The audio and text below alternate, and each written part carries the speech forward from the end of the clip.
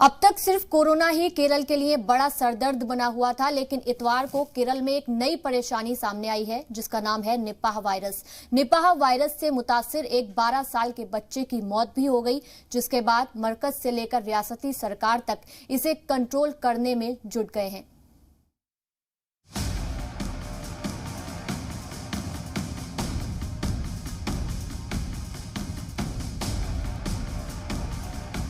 Corona की मार झेल रहे केरल पर एक और मुसीबत आ गई है।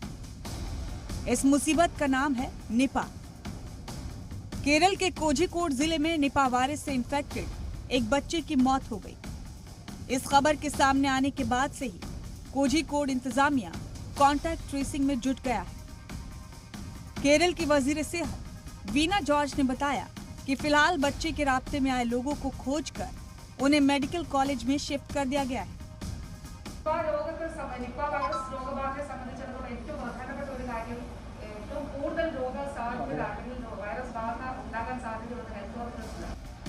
हालात की संजीदगी को देखते हुए मरकज की जानिब से भी एक टीम कोझिकोड भेज दी गई है।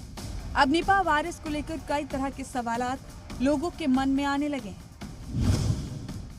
क्या है निपाह वायरस? निपाह वायरस एक तरह का नया वायरस है जो जानवरों के जरिए इंसानों में बड़ी तेजी से फैलता है। ये एक वायरल संक्रमण होता है और इसका परिणाम काफी गंभीर हो सकता है। इसका कोई कारगर इलाज फिलहाल नहीं है और ना ही इसके लिए वैक्सीन अवेलेबल है। कैसे फैलता है निपाह वायरस? दरअसल वैसे तो ये वायरस बैट्स में पाया जाता है और अक्सर ये बैट्स कोई फ्रूट्स खाते हैं या ट्री पर किसी फ्रूट के संपर्क में आते हैं तो उस पर इसका सलाइवा रह जाता है और जिससे ये वायरस उस फ्रूट की सरफेस पर आ जाता है। अगर ऐसे में फ्रूट्स को बिना प्रॉपरली वॉश किए खाया जाए तो ये वायरस आपको इन्फेक्ट कर सकता है।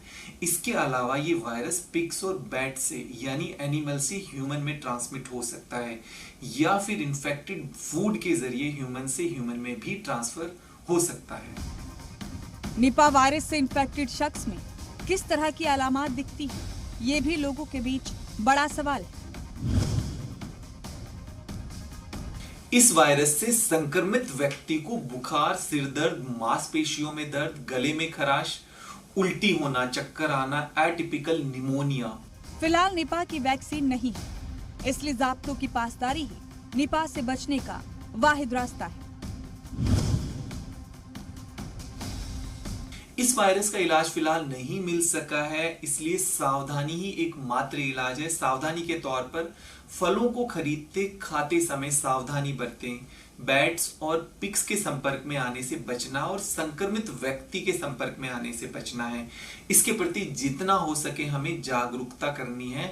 मास्क और सैनिटाइजेशन का इस्तेमाल करते रहना है। कोरोना की तीसरी लहर को लेकर केरल पहले ही मरकज के लिए बड़ी फिक्र की सबब बना हुआ है और अब निपाह के आ जाने से रियासत और मरकज दोनों की फिक्र बढ़ गई है।